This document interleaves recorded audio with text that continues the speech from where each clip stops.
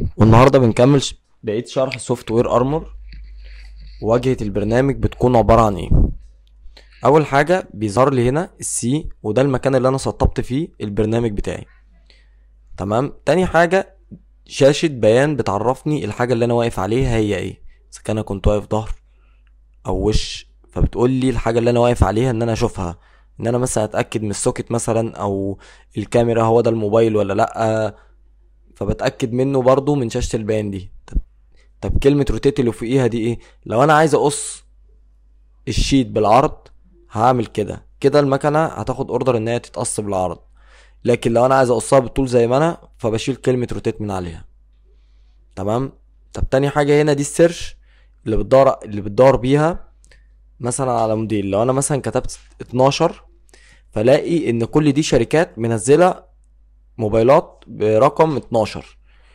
طيب دي الشركات ودي الموبايلات بتاعت الشركات، فانا لما انا اجي اكتب 12 هختار مثلا 12 بتاع اوبو، او مثلا فيفو، او مثلا ابل، او مثلا هاجي اكتب مثلا 12 برو ماكس، فيظهر لي مثلا 12 برو ماكس كل التصاميم بتاعته.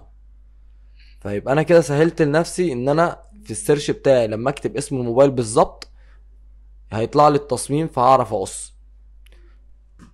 طيب دلوقتي انا عايز اقص سكرينه لسامسونج اس 21 اف اي.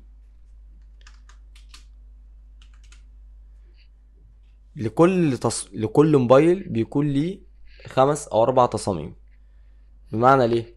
عندي دلوقتي الموبايل سكرينة اسمها فرونت. الفرونت دي بتبقى للشيت السيراميك. لو انا عايز اركب سكرينة سيراميك فهختار الفرونت.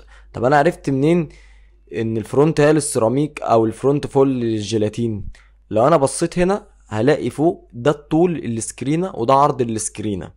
طب ده طولها 147 والعرض بتاعها 68. طب لو بصيت على الفرونت فول هلاقي 151 و71 عرض، يبقى كده الفرونت اصغر. طب ليه هتركب السكرينة مثلا السيراميك فرونت؟ علشان حجم السكرينة ذات نفسه لو انت قصيت الفرونت فول من السيراميك هتلاقي في هوا في هوا من الجناب. فانا المفروض ان انا اقص فرونت ما دام انا هقص سيراميك. لو انا هقص جيلاتين فهقص فرونت فول عشان تجيب الشاشة كاملة. ده زي ما واضح برضو عند حضرتك ان الشاشة هنا كبيرة، تمام، غير دي اصغر شوية، فانت كده بتجيب الموبايل كله. تمام. بس ده لو هيبقى جيلاتين. لو انا عايز اركب سيراميك فاختار فرونت. طيب تاني حاجة ايه؟ تاني حاجة الكاميرا لوحديها.